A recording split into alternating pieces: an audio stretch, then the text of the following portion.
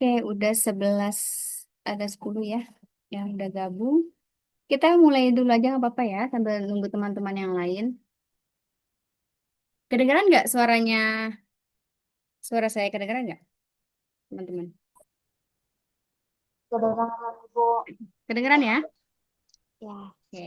iya Oke, Ibu. ya. Kita mulai saja kalau gitu ya. Hmm.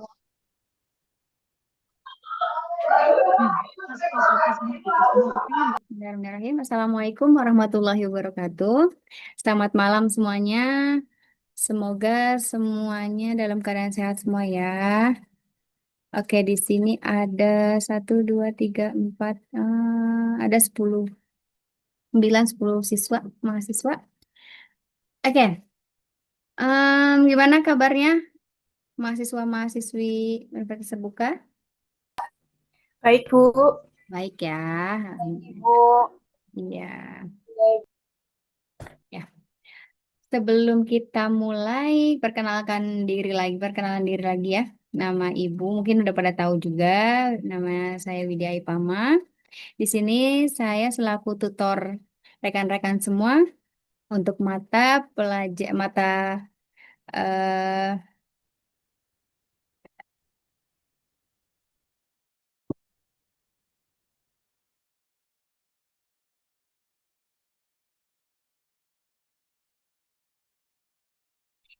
untuk mata kuliah manajemen operasi bisnis ya, yang sudah berjalan 4 sesi ini.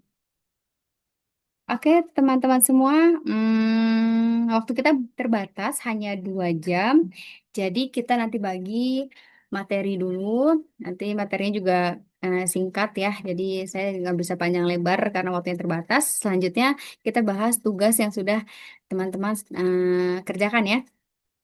Sudah ada berapa ya? Sekitar 9 sampai 11 mahasiswa yang sudah mengumpulkan tugas. Jadi bagi yang belum masih ditunggu. Dan kalau yang belum dan masih bingung, nanti bisa lihat dari teman-teman ya. Barangkali punya apa ya, dapat insight gitu dari teman-teman. Oh, seperti ini mengerjakan tugasnya, kayak gitu kan. Dapat insight seperti itu, jadi lebih mudah untuk mengerjakan tugasnya. Oke, ada yang mau ditanyakan dulu sebelum kita mulai materinya tentang tentang tugas atau apa? Atau nanti saja? Oke, kita teman-teman yang lain masih pada di jalan atau udah standby nih di depan PC-nya, depan HP-nya? Lagi pada di mana teman-teman? Maaf Ibu, saya baru pulang kerja sambil di jalan. Oke, oke, Mbak Selvi, Mbak Selviana lagi di jalan, boleh. Yang lainnya lagi di mana? Sedang bekerja FNI, tidak bisa open mic dan open kamera. Baik, tidak apa-apa. Yang lainnya di mana nih? Mesti kantor Ibu. Iya, Agak lembur Ibu. lagi lembur. Iya. Siapa namanya?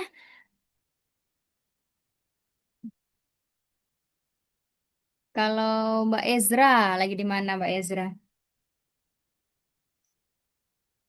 Mbak Rani, standby Mbak Rani. Oke. Udah siap semua ya? Semuanya udah kerja semua ya? Oke, Mbak Anissa juga sudah open kamera. Yang lainnya boleh, yang bisa open kamera boleh open. Iya, ada Mas Chandra juga sudah open. Boleh siap ya, siapa nih yang siap? Kita lihat chatnya siapa yang udah siap. Mbak Muspira sudah siap. Oke, ya, kita siap belum? Kita mulai kalau gitu.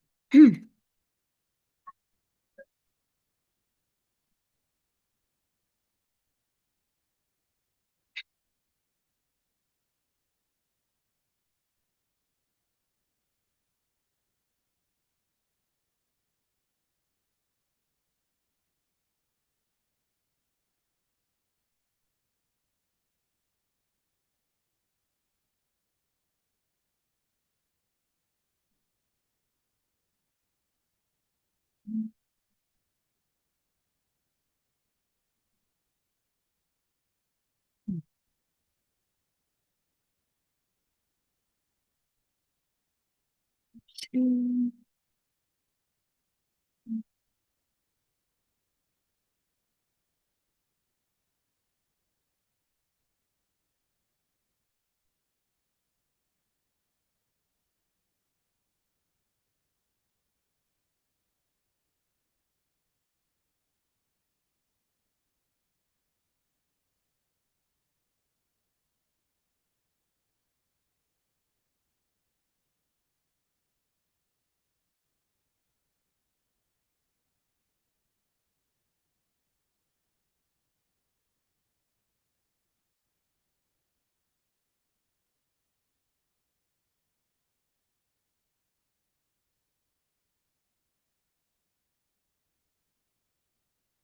Hmm.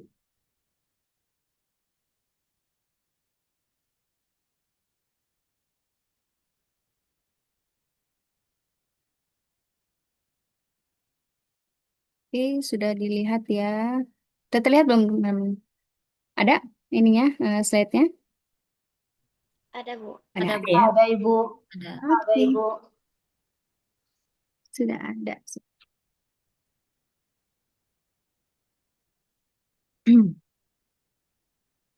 Oke, kita mulai saja. Hmm. Untuk sesi yang pertama, dari sesi pertama dulu ya, nanti ada beberapa sesi yang dilompat gitu materinya, atau beberapa slide yang dilompat karena waktu ya, mengingat waktu kita hanya 2 jam. Oke, definisi strategi produksi dan strategi produksi atau operasi.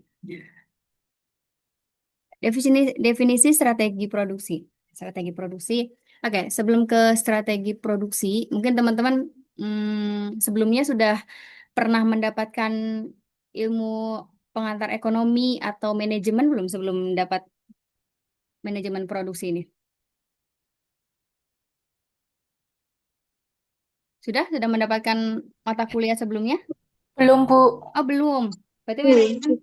manajemen itu manajemen operasi berarti langsung ya?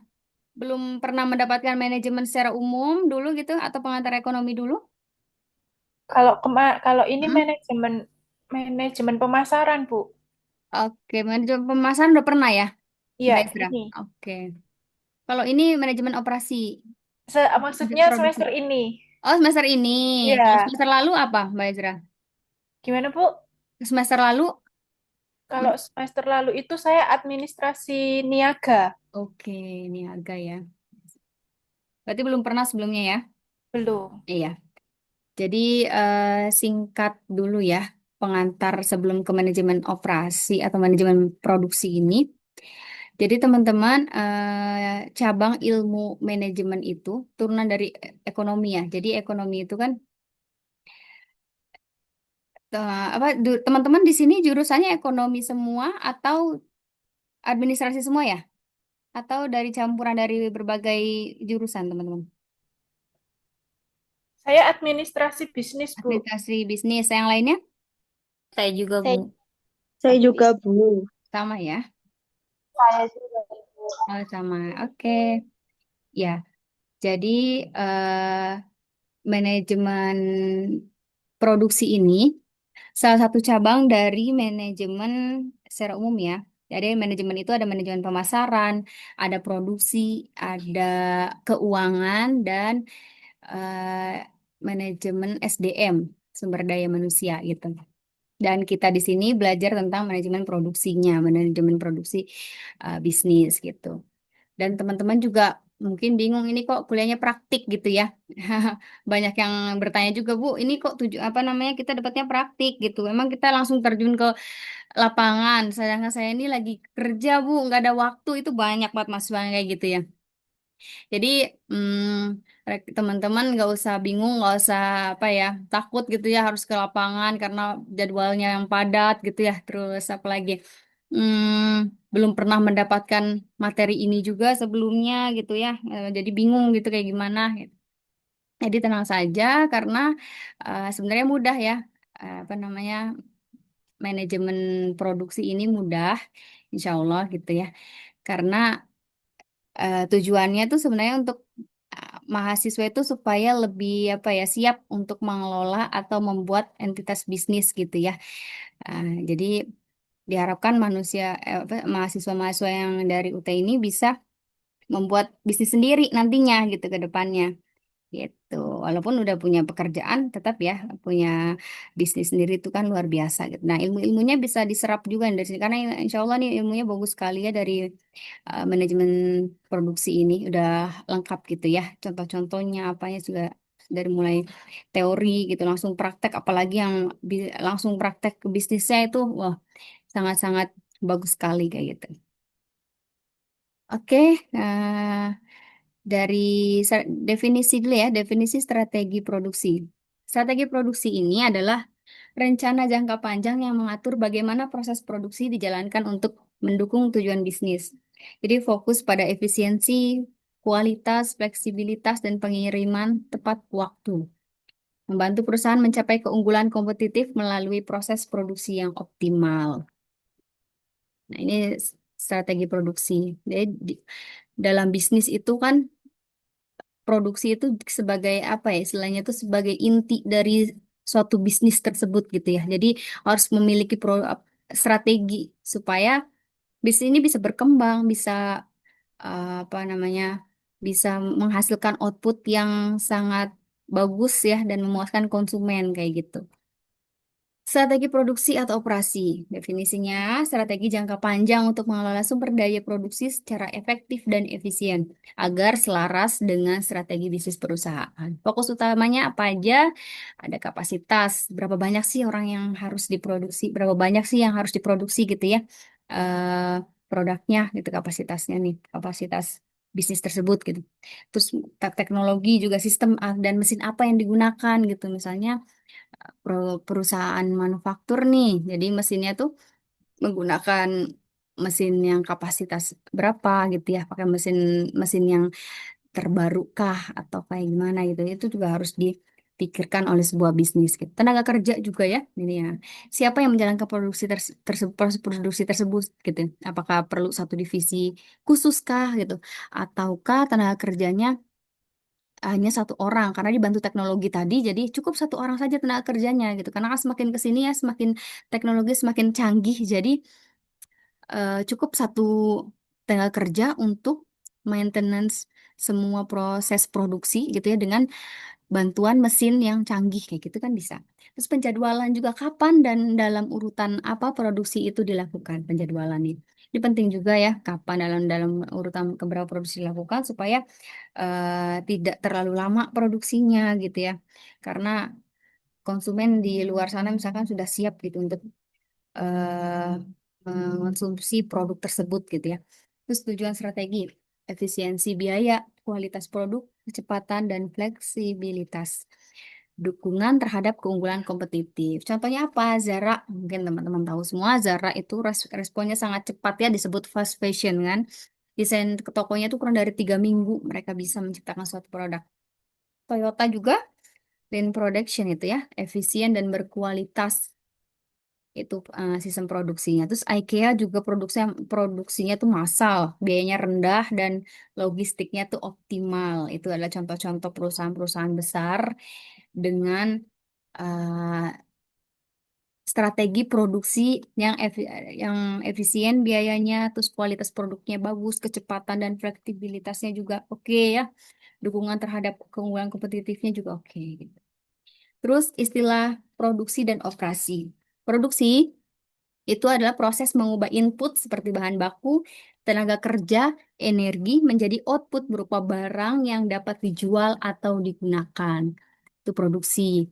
Sedangkan operasi, serangkaian aktivitas yang mencangkup perencanaan, pengorganisasian, dan pengendalian seluruh proses produksi, baik untuk barang maupun jasa. Nah, di sini kadang kita bingung, kok ada produksi, dan ada operasi juga nih, yang benar yang mana gitu ya. Ya, masing-masing punya definisi yang berbeda tentunya. Jadi untuk produksi itu proses yang mengubah ya input menjadi output nih. Kalau operasi serangkaian aktivitasnya gitu yang mencakup perencanaan, pengorganisasian, pengendalian seluruh proses produksi baik untuk barang maupun jasa.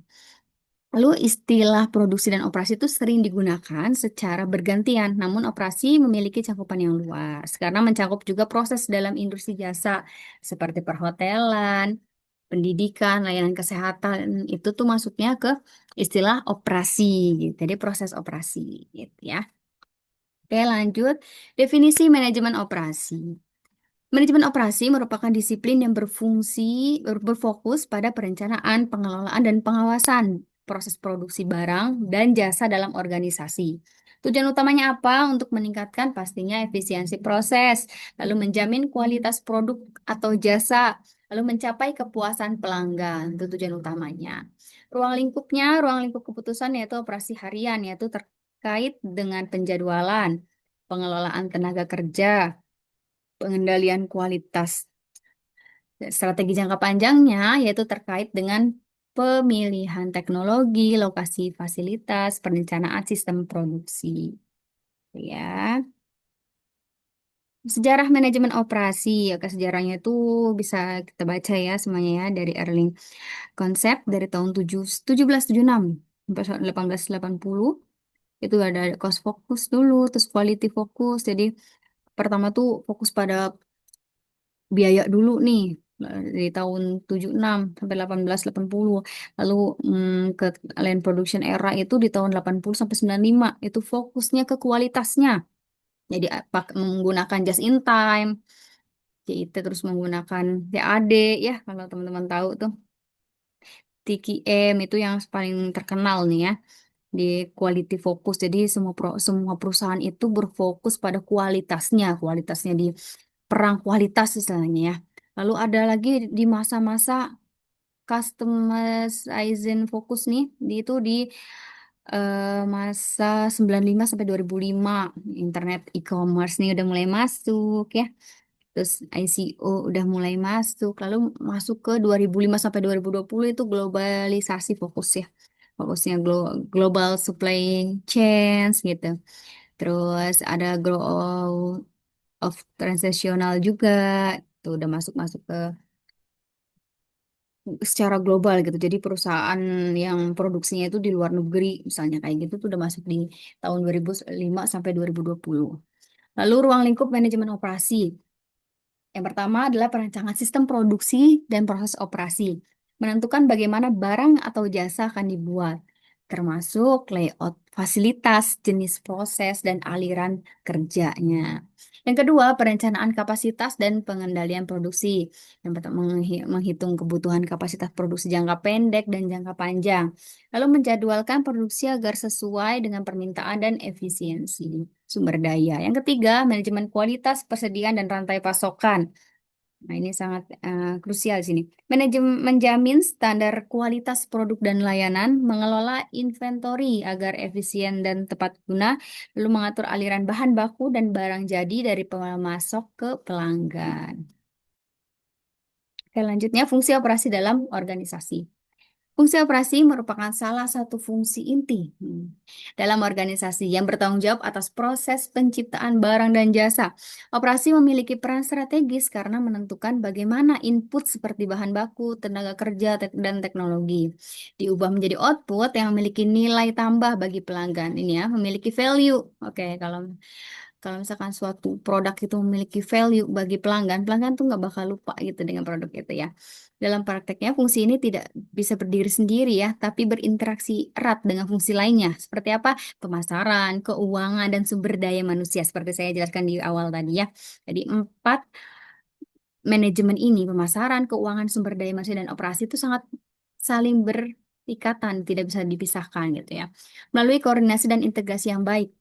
Fungsi operasi berkontribusi langsung terhadap pencapaian tujuan organisasi, termasuk efisiensi biaya, kepuasan pelanggan, dan keunggulan kompetitif.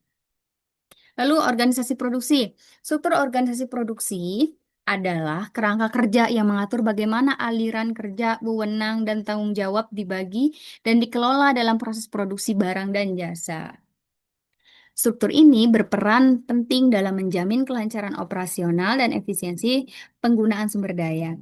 Fungsi utamanya Menentukan siapa yang bertanggung jawab atas setiap bagian dalam proses produksi, mengatur koordinasi antar bagian, mulai dari perencanaan, pelaksanaan, hingga pengendalian. Memastikan setiap proses berjalan sesuai peran dan fungsi masing-masing. Lalu bentuk struktur organisasi produksi itu bagaimana? Yang pertama struktur fungsional.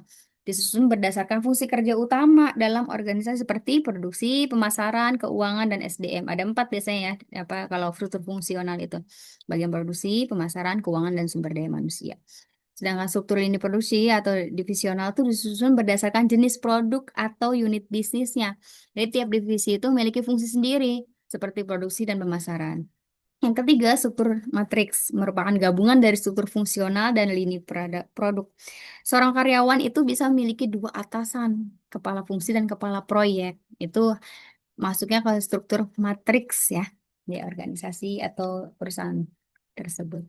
Oke, selanjutnya sistem produksi. Sistem konversi input menjadi output. Konversi adalah proses mengubah input bahan baku, tenaga kerja, dan mesin menjadi output berupa barang atau jasa melalui proses produksi. Jenis sistem produksi sesuaikan dengan jenis produk dan permintaan pasar ya. Yang pertama ada mass production, produksi yang besar-besaran dan seragam. Contohnya apa? Produksi mobil, sabun, itu kan ini ya, produksi besar-besaran dan seragam. Bentuknya tuh itu aja gitu ya. Sama, semua persis, semua. Itu mobil, sabun contohnya. Ada juga batch production, itu produksinya per kelompok atau per batch. Contohnya roti. Roti kan berbagai bentuk, berbagai rasa, variannya sangat banyak. Jadi menggunakan batch production gitu ya. Pakaian juga sama. Ada pakaian, misalkan pakaian ada kaos, kaos dulu nih. Selanjutnya kemeja ya kan. Selanjutnya hmm, misalnya apa jaket, jaket seperti itu. Jadi per batch, per kelompok gitu. Lanjutan ada job shop produksi sesuai dengan pesanan khusus. Contohnya kapal, bangunan. Ini lebih besar lagi ya ininya apa produknya itu besar. Lalu yang keempat, continuous production. Prosesnya tuh non-stop, sangat otomatis. Contohnya semen, kilang minyak. Nah, itu. Tujuannya apa? Efisiensi proses, kualitas konsisten, dan pemenuhan permintaan pasar secara optimal. Jadi masing-masing memiliki pasar sendiri. Terus apa ya? Hmm, kualitasnya juga masing-masing memiliki kualitas yang apa, berbeda ya pastinya ya antara produksi mobil dengan produksi roti itu kan sangat berbeda ya secara pemenuhan permintaan pasarnya juga berbeda gitu ya. Waktunya juga berbeda antara roti dan mobil gitu sangat berbeda sekali seperti itu. Jadi masing-masing memiliki strategi sistem produksi masing-masing gitu ya. Nah, ini ada um, ininya ya, gambarnya kita bisa lihat nih keragaman variannya. Semakin tinggi keragaman variannya, volume produksinya juga semakin besar gitu ya. Nah, misalkan ini berbanding terbalik justru ya. Jadi volume besar itu keragaman variannya itu sedikit. Contohnya continuous ini ya. Yang semen apa kan variannya hanya satu ya. Semennya semen itu aja semennya gitu ya. Volume produksi tapi besar dia seperti itu. Terus mas yang flow shop ini volume produksinya sedang gitu ya, tapi menuju ke besar. Keragamannya juga ada ya flow shop nih. Lalu ke batch. Ini roti, pakaian ada di sini nih. Keragamannya sangat tinggi ya. Volume produksinya itu sedang saja gitu ya. Lalu job shop ini kayak kapal, bangunan tuh keragamannya tinggi karena sangat beragam ya. Misalkan kapal feri atau apa gitu. Volume produksinya sedikit karena kan hanya satu dua yang memesan gitu ya. Customernya atau kliennya sedikit gitu ya yang membutuhkan kapal gitu. Project by project juga sama keragamannya tuh tinggi, volume produksinya sedikit sekali gitu ya. Jadi terbalik. Oke, global operasi. Operasi produksi dalam skala global. Operasi kini bersifat lintas negara ya. Tidak terbatas pada satu lokasi saja dan melibatkan strategi global untuk efisiensi, kecepatan, dan daya saing.